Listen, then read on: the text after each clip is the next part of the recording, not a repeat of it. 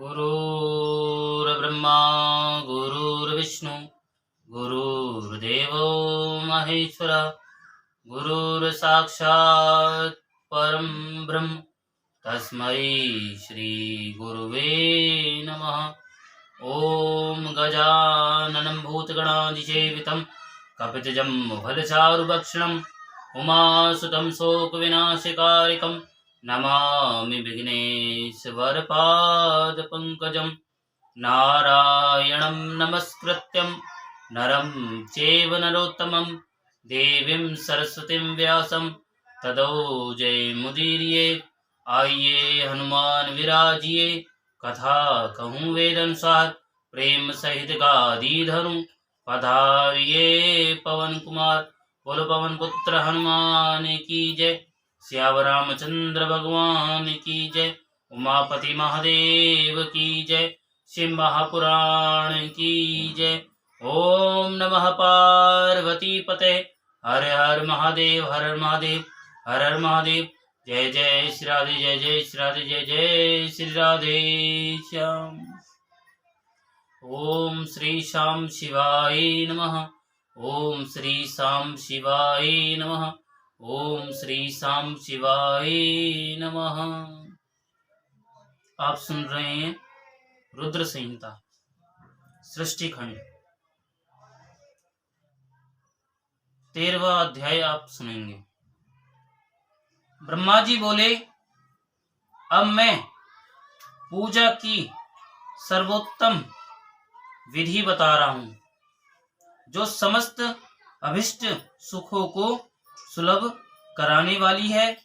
हे देवताओं तथा ऋषियों, आप लोग ध्यान देकर सुने। उपासक को चाहिए कि वह ब्रह्म मुहूर्त में उठकर जगदम्बा पार्वती सहित भगवान शिव का स्मरण करे तथा हाथ जोड़ मस्तक झुकाकर भक्ति पूर्वक उनसे इस प्रकार प्रार्थना करे। हे देवेश्वर, उठिए उठिए, मेरे हृदय में शयन करने वाले देवता उठिए। हे उमाकांत, उठिए और ब्रह्मांड में सबका मंगल कीजिए।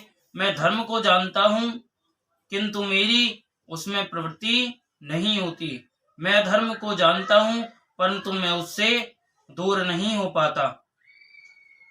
हे महादेव, आप मेरे हृदय में स्थित होकर मुझे जैसी प्रेरणा देते हैं वैसे ही मैं करता हूँ।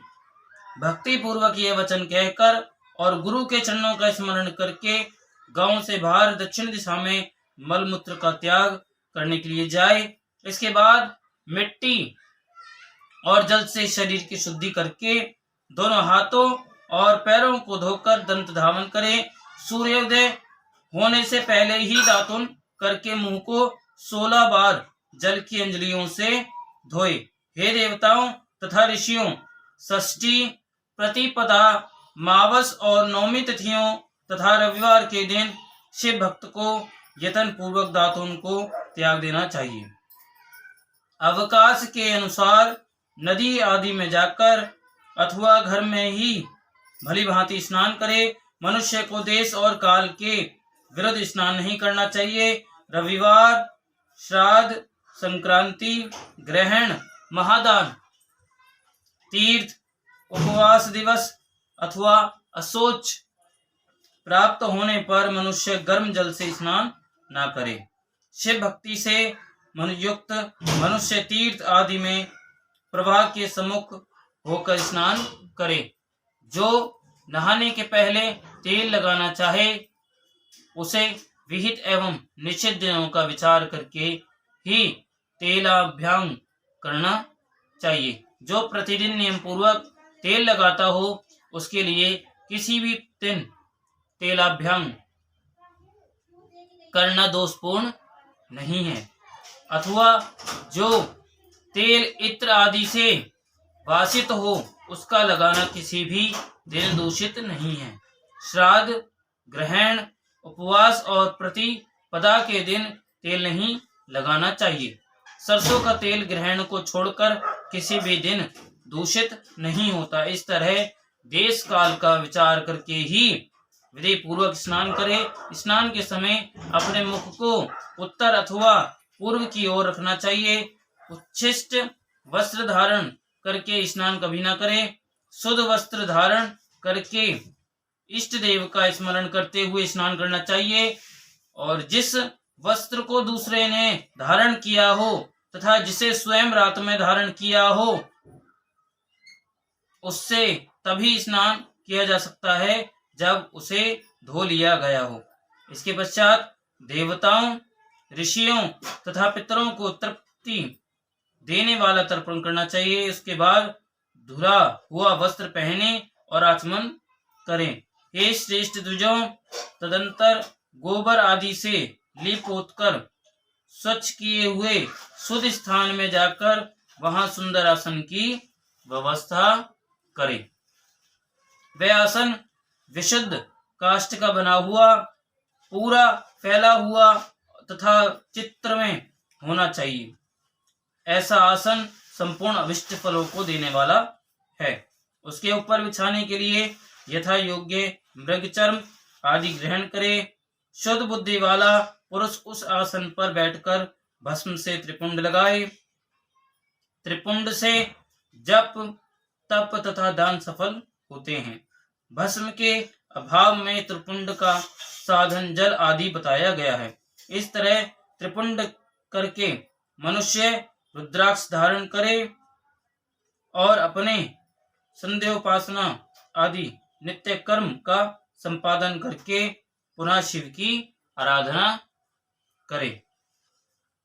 तत्पश्चात 3 बार मंत्र पूर्वक आचमन करे तथा गंगा बिंदु ऐसा उच्चारण करते हुए 1 बार आचमन करे।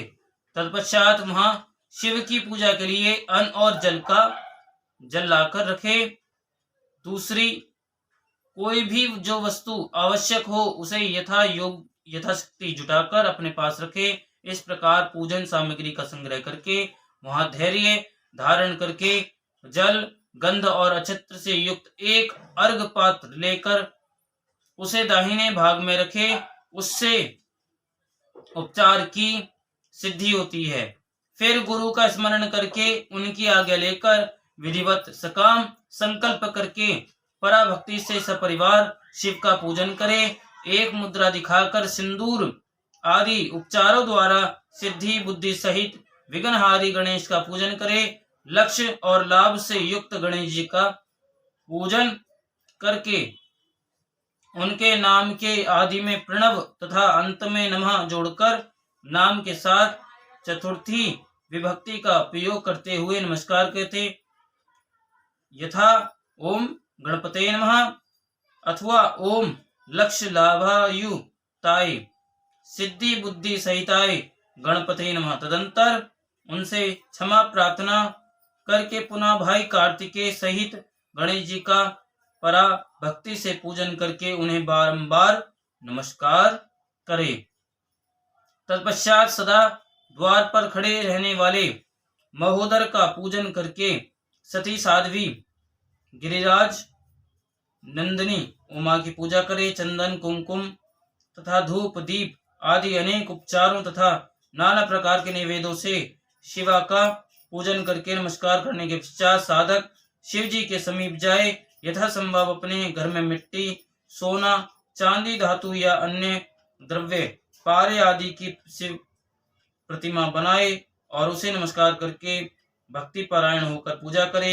उसकी पूजा हो जाने पर सभी देवता पूजित हो जाते हैं। मिट्टी का शिवलिंग बनाकर विधि पूर्वक उसकी स्थापना करे।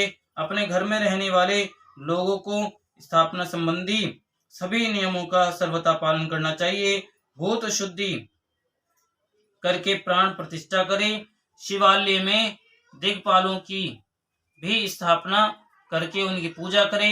घर में सदा मूल मंत्र का प्रयोग करके शिव की पूजा करनी चाहिए। घर में द्वारपालों के पूजन का सर्वथा नियम नहीं है, क्योंकि घर में जिस शिवलिंग की पूजा की जाती है उसमें सभी देवता प्रतिष्ठित रहते हैं। घर पर होने वाली शिव की पूजा के समय अंगों सहित तथा सपरिवार उन सदाशिव का आवाहन करके पूजन किया जाए, ऐसा कोई नियम नहीं है। भगवान शिव के समीप ही अपने लिए आसन की व्यवस्था करे। उस समय उत्तराभिमुख बैठकर आचमन करे। उसके बाद दोनों हाथों का प्रक्षालन करके प्राणायाम करे। प्राणायाम काल में मनुष्य को मूल मंत्र की 10 आवृत्तियां करनी चाहिए। हाथों से 5 मुद्राएं दिखाई। यह पूजा का आवश्यक अंग है। इन मुद्राओं का प्रदर्शन करके ही मनुष्य पूजा विधि का अनुसरण करे। तदंतर महादीप निवेदन करके गुरु को नमस्कार करे और पद्मासन या भद्रासन बांधकर बैठे अथवा उत्तानासन या पर्यंकासन का आश्रय लेकर सुखपूर्वक बैठे और पुनः पूजन का प्रयोग करे। पुराने समय में तो पत्थर की बटिया की ही श्रद्धा पूर्वक पूजा करके लोग भवसागर से पार हो जाते थे। यदि वे शुद्ध रूप में स्वयमेव घर में विद्यमान हैं तो उसके लिए कोई नियम की आवश्यकता नहीं है। तत्पश्चात अर्घ पात्र से उत्तम शिवलिंग का प्रक्षालन करे। मन को भगवान शिव से अन्यत्र न ले जाकर पूजा सामग्री को अपने पास रखकर निम्नांकित मंत्र समूह से महादेव जी का आवाहन करे। जो कैलाश के शिखर पर निवास करते हैं, पार्वती देवी के पति हैं, समस्त देवताओं से उत्तम हैं, जिनके स्वरूप का शास्त्रों में यथावत वर्णन किया गया है, जो निर्गुण होते हुए भी गुण रूप हैं, जिनके 5 मुख 10 भुजाएं और प्रत्येक मुखमंडल में 3-3 नेत्र हैं, जिनकी ध्वजा पर वृषभ चिन्ह अंकित हैं, जिनके अंग की कांति कर्पूर के समान गौर है, जो दिव्य रूपधारी चंद्रमा रूपी मुकुट से सुशोभित तथा सिर पर जटाजूट धारण करने वाले हैं, जो हाथी की खाल पहनते हैं और व्याघ्र चर्म ओढ़ते हैं, जिनका स्वरूप शुभ है, जिनके अंगों में वासुकी आदि नाग लिपटे रहते हैं, जो पिनाक आदि आयु धारण करते हैं, जिनके आगे 8 सिद्धियां निरंतर नृत्य करती रहती हैं, भक्त समुदाय जय जयकार करते हुए जिनकी सेवा में लगे रहते हैं, दुसह तेज के कारण जिनकी ओर देखना भी कठिन है, और जो देवताओं से सेवित हैं, जो संपूर्ण प्राणियों को शरण देने वाले हैं, जिनका मुखारविंद प्रसन्नता से खिला हुआ है, वेदों और शास्त्रों ने जिनकी महिमा का यथावत गान किया है, विष्णु और ब्रह्मा भी सदा जिनकी स्तुति करते हैं, तथा जो भक्तवत्सल हैं, उन परमानंद स्वरूप शिव का मैं आवाहन करता हूँ। इस प्रकार साम शिव का ध्यान करके उनके लिए आसन दे। चतुर्थ्यांत पद से ही कर्मशः सब कुछ अर्पित करे, यथा शाम्बाय सदा शिवाय नमः आसनम समर्पयामि इत्यादि। तत्पश्चात भगवान शंकर को पाद और अर्घ दे। तदंतर परमात्मा शंभु को आचमन कराकर पंचामृत संबंधी द्रव्यों द्वारा प्रसन्नता पूर्वक शंकर को स्नान कराए। वेद मंत्रों अथवा समंतक चतुर्थ्यंत नाम पदों का उच्चारण करके भक्ति पूर्वक यथा योग्य समस्त द्रव्य भगवान को अर्पित करे। अभिष्ट द्रव्य को शंकर के ऊपर चढ़ाए। फिर भगवान शिव को जल धारा से स्नान कराए। स्नान के पश्चात उनके श्री अंगों में सुगंधित चंदन तथा अन्य द्रव्यों का यत्न पूर्वक लेप करे। तत्पश्चात सुगंधित जल से ही उनके ऊपर जल धारा गिराकर अभिषेक करे। वेद मंत्रों षडंगों अथवा शिव के 11 नामों द्वारा यथा विकास जल धारा चढ़ाकर वस्त्र से शिवलिंग को अच्छी तरह पोछे। तदंतर आचमन प्रदान करे और वस्त्र समर्पित करे। नाना प्रकार के मंत्रों द्वारा भगवान शिव को तिल, जौ, गेहूं, मूंग और उड़द अर्पित करे। फिर 5 मुख वाले परमात्मा शिव को पुष्प चढ़ाए।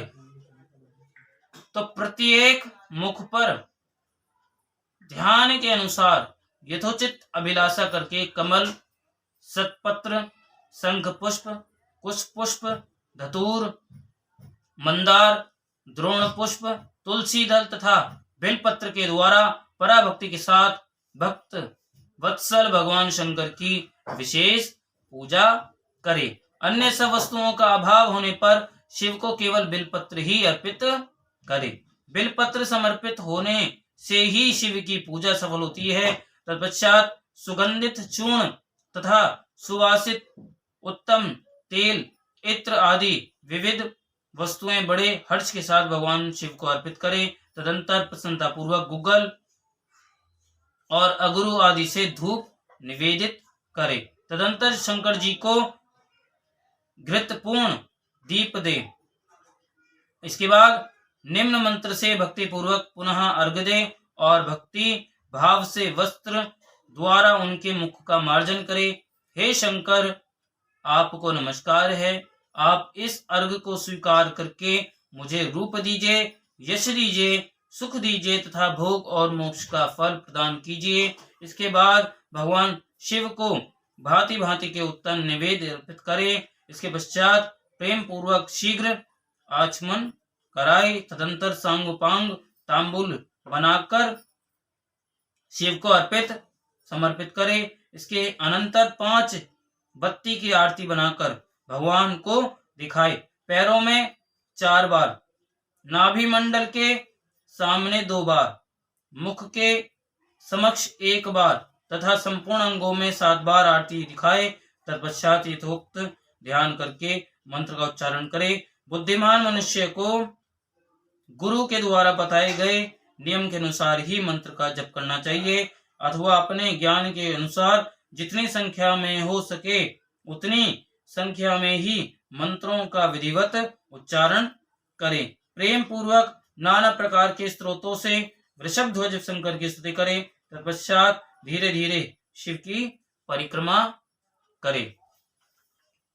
इसके बाद भक्त पुरुष साष्टांग प्रणाम करे और शिव की प्रसन्नता के लिए उन परमेश्वर शंकर को इस मंत्र से भक्ति पूर्वक पुष्पांजलि दे।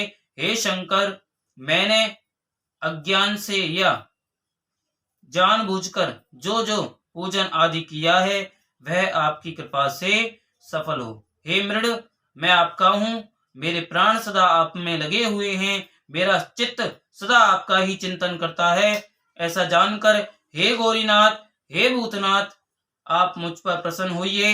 हे प्रभु, धरती पर जिनके पैर लड़खड़ा जाते हैं उनके लिए भूमि ही सहारा है। उसी प्रकार जिन्होंने आपके प्रति अपराध किए हैं उनके लिए भी आप ही शरणदाता हैं। इस प्रकार बहुविध प्रार्थना करके उत्तम विधि से पुष्पांजलि अर्पित करने के पश्चात पुनः भगवान को बार बार नमस्कार करे। तत्पश्चात यह बोलकर विसर्जन करना चाहिए, हे देवेश, हे प्रभु, अब आप परिवार सहित अपने स्थान को जाएं। नाथ, जब पूजा का समय हो तब पुनः आप आदर पूर्वक पधारें। इस प्रकार भक्तवत्सल शंकर की बारंबार प्रार्थना करके उनका विसर्जन करे और उस जल को अपने हृदय में लगाए तथा मस्तक पर चढ़ाए। हे ऋषियों, इस तरह मैंने शिव पूजन की सारी विधि बता दी जो भोग और मोक्ष को देने वाली है। अब आप लोग और क्या सुनना चाहते हैं? यही 13वां अध्याय विराम होता है। 14वां अध्याय प्रारंभ होता है। बोलो उमापति महादेव की जय। ऋषिगण बोले, हे महाभाग, हे व्यासशिष्य, आप सब प्रमाण हमें यह बताएं कि किन किन पुष्पों से पूजन करने पर भगवान सदाशिव कौन कौन सा फल प्रदान करते हैं। सूत जी बोले, हे शौनकादि ऋषियों, आप आदर पूर्वक सब सुने। मैं बड़े प्रेम से पुष्प अर्पण की विधि बता रहा हूँ, आप भी ध्यान से सुनिए, क्योंकि आप भी रोज प्रतिदिन मंदिर में जाते हैं और पुष्प समर्पित करते हैं। तो अब आपको पता लगेगा कि किस प्रकार से हमें पुष्प किस हिसाब से चढ़ाने चाहिए। देवर्षि नारद ने भी इसी विधि को विधाता ब्रह्मा जी से पूछा था। तब उन्होंने बड़े ही प्रेम से शिव पुष्पार्पण की विधि बताई थी। ब्रह्मा जी बोले कि हे नारद, लक्ष्मी प्राप्ति की इच्छा वाले को कमल, बेलपत्र, सतपत्र और शंख पुष्प से भगवान शिव की पूजा करनी चाहिए। हे विप्र, यदि 1,00,000 की संख्या में इन पुष्पों द्वारा भगवान शिव की पूजा की जाए तो सारे पापों का नाश होता है और लक्ष्मी की प्राप्ति हो जाती है। 20 कमलों का एक प्रस्थ बताया गया है और 1 सहस्त्र बेलपत्रों का आधा प्रस्थ कहा गया है। 1 सहस्त्र सतपत्र से आधे प्रस्थ की परिभाषा की गई है। 16 पलों का एक प्रस्थ होता है और 10 टंकों का एक पल। जब इसी मान से पत्र, पुष्प आदि को तुला पर रखे तो वह संपूर्ण अभिष्ट को प्राप्त कर लेता है और यदि निष्काम भावना से युक्त है तो वह इस पूजन से शिव स्वरूप हो जाता है। हे मुनिवरों, जो राज्य प्राप्त करने का इच्छुक है उसको 10 करोड़ पार्थिव शिवलिंगों की पूजा के द्वारा भगवान शंकर को प्रसन्न करना चाहिए।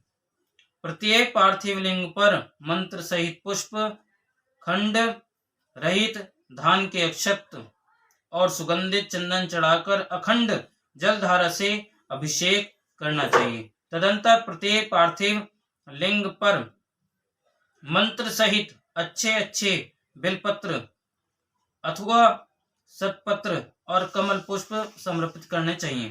प्राचीन ऋषियों ने कहा है कि यदि शिवलिंग पर शंख पुष्पी के फूल चढ़ाए जाएं तो इस लोक और परलोक में सभी कामनाओं का दिव्य फल प्राप्त होता है। धूप, दीप, निवेद, अर्घ, आरती, प्रदक्षिणा, नमस्कार, क्षमा प्रार्थना और विसर्जन करके जिसने ब्राह्मण भोजन करा दिया उसे भगवान शंकर अवश्य ही राज्य प्रदान करते हैं। जो मनुष्य सर्वश्रेष्ठ बनने का इच्छुक है वह उपयुक्त कही गई विधि के अनुसार उसके आधे अर्थात 5 करोड़ पार्थिव शिवलिंगों का यथाविधि पूजन करे। कारागार में पड़े मनुष्य को 1,00,000 पार्थिव लिंगों से भगवान शंकर की पूजा करनी चाहिए। यदि रोगग्रस्त हो तो उसे उस संख्या के आधे अर्थात 50,000 पार्थिव लिंगों से शिव का पूजन करना चाहिए।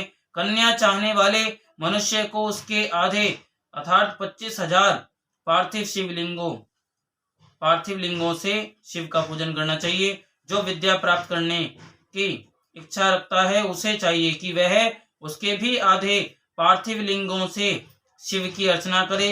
जो वाणी का अभिलाषी हो उसे घी से शिव की पूजा करनी चाहिए। अभिचारादि कर्मों में कमल पुष्पों से शिव पूजन का विधान है। सामंत राजाओं पर विजय प्राप्त करने के लिए 1 करोड़ कमल पुष्पों से शिव का पूजन करना चाहिए प्रस्त माना गया है। राजाओं को अपने अनुकूल करने के लिए 10 लाख कमल पुष्पों से पूजन करने का विधान है। यश प्राप्त करने के लिए उतनी ही संख्या कही गई है और वाहन आदि की प्राप्ति के लिए 1,000 पार्थिव लिंगों की पूजा करनी चाहिए। मोक्ष चाहने वाले को 5 करोड़ कमल पुष्पों से उत्तम भक्ति के साथ शिव की पूजा करनी चाहिए। ज्ञान चाहने वाला 1 करोड़ कमल पुष्प से लोक कल्याणकारी शिव का पूजन करे और शिव का दर्शन प्राप्त करने का इच्छुक उसके आधे कमल पुष्प से उनकी पूजा करे। कामनाओं की पूर्ति के लिए महामृत्युंजय मंत्र का जप भी करना चाहिए। 5 लाख महामृत्युंजय मंत्र का जप करने पर भगवान सदाशिव निश्चित ही प्रत्यक्ष हो जाते हैं। 1 लाख के जप से शरीर की शुद्धि होती है। दूसरे लाख के जप से पूर्व जन्म की बातों का स्मरण होता है। तीसरे लाख के जप से संपूर्ण काम्य वस्तु प्राप्त होती हैं। चौथे लाख का जप होने पर भगवान शिव का दर्शन होता है और जब 5वें लाख का जप पूरा होता है तब भगवान शिव जप का फल निसंदेह प्रदान करते हैं।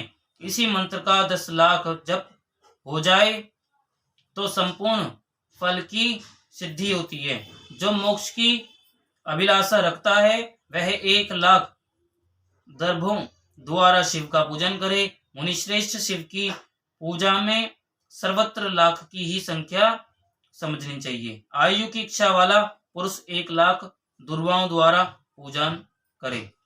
जिसे पुत्र की अभिलाषा हो वह धतूरे के 1 लाख फूलों से पूजा करे। लाल डंठल वाला धतूरा पूजन में शुभदायक माना गया है। अगस्त के फूलों से पूजा करने वाले पुरुष को महान यश की प्राप्ति होती है। यदि तुलसी दल से शिव की पूजा करे तो उपासक को भोग और मोक्ष का फल प्राप्त होता है। लाल और सफेद मदार, अपामार्ग और कलार के फूलों द्वारा पूजा करने से प्रताप की प्राप्ति होती है। अढ़ल के फूलों से की हुई पूजा शत्रु विनाशक कही गई है।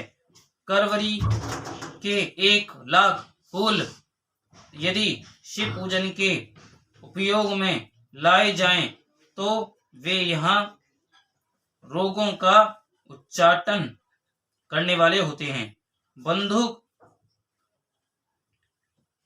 के फूलों द्वारा पूजन करने से आभूषण की प्राप्ति होती है। चमेली से शिव की पूजा करके मनुष्य वाहनों को उपलब्ध करता है, इसमें संशय नहीं है। अतसी के फूलों से महादेव जी का पूजन करने वाला पुरुष भगवान विष्णु का प्रिय हो जाता है। शमी पत्रों से पूजा करके मनुष्य मोक्ष प्राप्त कर लेता है। बेला के फूल चढ़ाने पर भगवान शिव अत्यंत शुभ लक्षणा पत्नी प्रदान करते हैं। जूही के फूलों से पूजा की जाए तो घर में कभी अन्न की कमी नहीं होती। कनेर के फूलों से पूजा करने पर मनुष्यों को वस्त्र संपदा की प्राप्ति होती है। सेंदुआरी या सैफालिका के फूलों से लोक में शिव का पूजन किया जाए तो मन निर्मल होता है। 1 लाख बिलपत्रों से पूजन करने पर मनुष्य अपनी सारी कामनाओं को प्राप्त कर लेता है। हर श्रृंगार के फूलों से पूजा करने पर सुख संपत्ति की वृद्धि होती है। ऋतु में पैदा होने वाले फूल यदि शिव की पूजा में समर्पित किए जाएं तो वे मोक्ष देने वाले होते हैं। राई के फूल शत्रुओं के लिए अनिष्टकारी होते हैं। इन फूलों को 1 लाख की संख्या में शिव के ऊपर चढ़ाया जाए तो भगवान शिव प्रचुर फल प्रदान करते हैं। चंपा और केवड़े को छोड़कर अन्य कोई ऐसा फूल नहीं है जो भगवान शिव को प्रिय ना हो।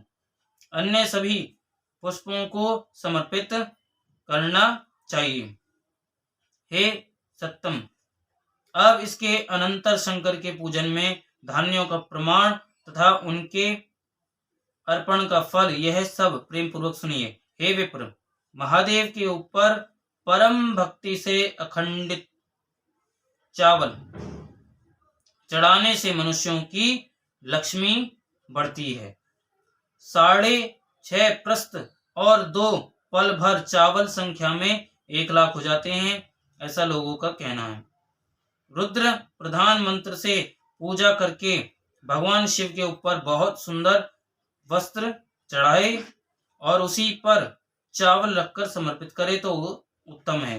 तत्पश्चात उसके ऊपर गंध पुष्प आदि के साथ एक श्रीफल चढ़ाकर धूप आदि निवेदन करे तो पूजा का पूरा फल प्राप्त होता है। प्रजापति देवता से चिन्हांकित 2 चांदी के रुपए अथवा मास संख्या से उपदेष्टा को दक्षिणा देनी चाहिए, अथवा यथाशक्ति जितनी दक्षिणा हो सके उतनी दक्षिणा बताई गई है। वहां शिव के समीप 12 ब्राह्मणों को भोजन कराए। इससे मंत्र पूर्वक सांगोपांग लक्ष्य पूजा संपन्न होती है। जहां 100 मंत्र जपने की विधि हो, वहां 108 मंत्र जपने का विधान बताया गया है। 1,00,000 फल तिलों का अर्पण पातकों का नाश करने वाला है। 11 फल 64 मासा में 1,00,000 की संख्या में तिल होते हैं, अतः इस परिमाण के अनुसार तिल द्वारा अपने कल्याण के लिए पूर्व की भांति पूर्वोत्तक विधि से शिव की पूजा करनी चाहिए। इस अवसर पर मनुष्य को ब्राह्मणों को भोजन कराना चाहिए, इससे महापातक जन्य दुख निश्चित ही दूर हो जाता है। इसी प्रकार 1,00,000 यव से भी की गई शिव की पूजा उत्तम कही गई है। 8.5 प्रस्थ और 2 पल 8.5 सैर 13 मासा यव प्राचीन परिमाण के अनुसार संख्या में 1,00,000 यव के बराबर होते हैं। मुनियों ने यव के द्वारा की गई पूजा को स्वर्ग का सुख प्रदान करने वाली बताया है। फल प्राप्ति के इच्छुक लोगों को यह पूजा करने के पश्चात ब्राह्मणों के लिए प्रजापति देवता के द्रव्यभूत चांदी के रुपए भी दक्षिणा रूप में देने चाहिए। गेहूं से भी की गई शिव पूजा प्रशस्त है। यदि 1,00,000 गेहूं से शिव की पूजा की जाए तो उसकी संतति की अभिवृद्धि होती है। विधानतः आधा द्रोण 8 सैर परिमाण में गेहूं की संख्या 1,00,000 होती है। शेष विधान विधि पूर्वक करने चाहिए। 1,00,000 मूंग से पूजन किए जाने पर भगवान शिव सुख देते हैं। 7.5 प्रस्थ और 2 पल 7.5 सैर 13 मासा भर मूंग संख्या में 1,00,000 होती है, ऐसा प्राचीन लोगों ने कहा है। इसमें 11 ब्राह्मणों को भोजन कराना चाहिए। प्रियंगु का कुन के द्वारा धर्माध्यक्ष परमात्मा शिव की पूजा करने पर धर्म, अर्थ और काम की अभिवृद्धि होती है। वह पूजा सभी सुखों को देने वाली है। प्राचीन लोगों ने कहा है कि एक प्रस्थ में 1,00,000 प्रियंगु होते हैं। इसके अनंतर 12 ब्राह्मणों को भोजन कराना बताया गया है। राई से की गई शिव पूजा शत्रु विनाशक कही गई है।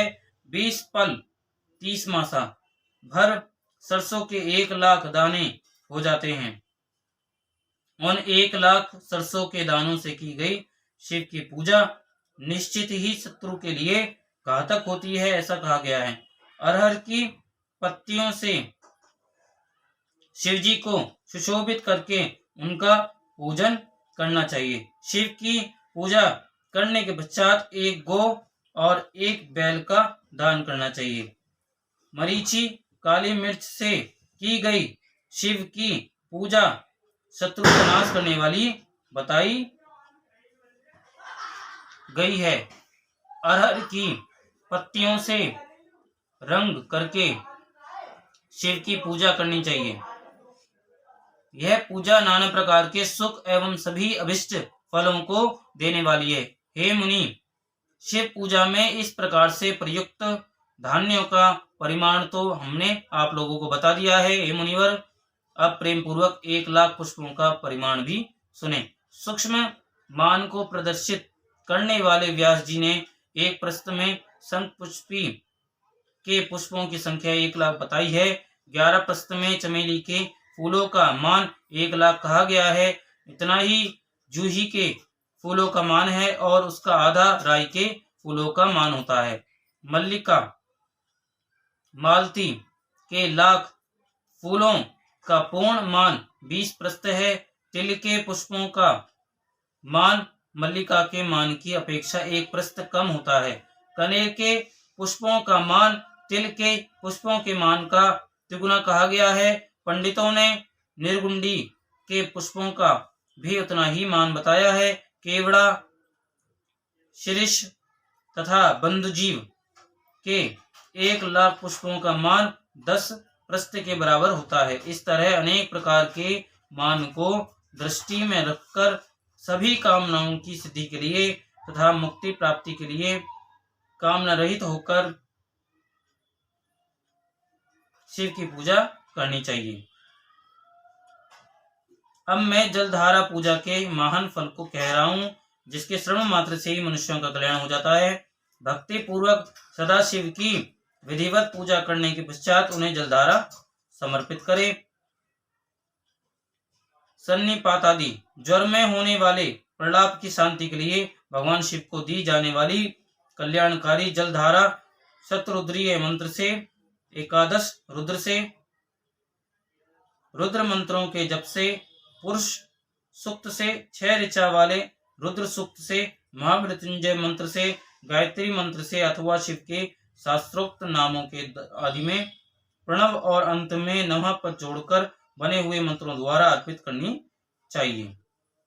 सुख और संतान की वृद्धि के लिए जलधारा द्वारा पूजन उत्तम होता है। उत्तम भस्म धारण करके उपासक को प्रेम पूर्वक नाना प्रकार के शुभ एवं दिव्य द्रव्यों द्वारा शिव की पूजा करनी चाहिए और शिव पर उनके सहस्र नाम मंत्रों से घृत की धारा गिरानी चाहिए। ऐसा करने पर वंश का विस्तार होता है। इस प्रकार यदि 10,000 मंत्रों द्वारा शिव जी की पूजा की जाए तो प्रमेह रोग की शांति होती है और उपासक को मनोवांछित फल की प्राप्ति होती है। यदि कोई नपुंसकता को प्राप्त हो तो वह घी से शिव जी की भलीभांति पूजा करे। इसके पश्चात ब्राह्मणों को भोजन कराए। साथ ही उसके लिए मुनीश्वरों ने प्रजापत्य व्रत का भी विधान किया है। यदि बुद्धि जड़ हो जाए तो उस अवस्था में पूजक को केवल शर्करा मिश्रित दुग्ध की धारा चढ़ानी चाहिए। ऐसा करने पर उसकी बृहस्पति के समान उत्तम बुद्धि हो जाती है। जब तक 10,000 मंत्र न हो जाएं, तब तक दुग्ध धारा द्वारा भगवान शिव का पूजन करते रहना चाहिए। जब शरीर में अकारण ही उच्चाटन होने लगे, जी उचट जाए, जहाँ कहीं भी प्रेम ना रहे, दुख बढ़ जाए और अपने घर में सदा कलह होने लगे, तब पूर्वोत्तक रूप से दूध की धारा चढ़ाने से सारा दुख नष्ट हो जाता है। शत्रुओं को संतप्त करने के लिए पूर्ण प्रयत्न के साथ भगवान शंकर के ऊपर तेल की धारा अर्पित करनी चाहिए। ऐसा करने पर निश्चित ही कर्म की सिद्धि होती है। सुगंधित तेल की धारा अर्पित करने पर भोगों की वृद्धि होती है। यदि मधु की धारा से शिव की पूजा की जाए तो राज्य क्षमा का रोग दूर हो जाता है। शिव जी के ऊपर ईख के रस की धारा चढ़ाई जाए तो वह भी संपूर्ण आनंद की प्राप्ति कराने वाली होती है। गंगा जल की धारा तो भोग और मोक्ष दोनों फलों को देने वाली है। ये सब जो धाराएं बताई गई हैं, इन सब को मृत्युंजय मंत्र से चढ़ाना चाहिए। उसमें भी उक्त मंत्र का विधानतः 10,000 जप करना चाहिए और 11 ब्राह्मणों को भोजन कराना चाहिए। हे मुनीश्वरों, जो आपने पूछा था वह सब मैंने आपको बता दिया। संसार में सदा शिव की यह पूजा समस्त कामनाओं को पूर्ण करने में समर्थ और सफल है। भक्ति पूर्वक यथाविधि स्कंद और उमा के सहित भगवान शंभु की पूजा करके भक्त जो फल प्राप्त करता है, उसे जैसा सुना है वैसा ही कह रहा हूँ। वह इस लोक में पुत्र पौत्र आदि के साथ समस्त सुखों का भोग करके अंत में सभी सुखों को देने वाले शिवलोक को जाता है। वह भक्त वहाँ करोड़ों सूर्य के समान देदीप्यमान तथा सभी कामनाओं को पूर्ण करने वाले विमानों पर गान वाद यंत्रों से युक्त रुद्र कन्याओं से घिरकर बैठे हुए शिव रूप में प्रलय पर्यंत क्रीड़ा करता है। तदंतर अविनाशी परम ज्ञान को प्राप्त करके मोक्ष को पा लेता है। यहीं पर 14वां अध्याय विराम होता है। बोलो मापति महादेव की जय, शिव महापुराणी की जय। ओम श्री श्याम शिवाय नमः। ओम श्री श्याम शिवाय नमः। ओम श्री श्याम शिवाय नमः।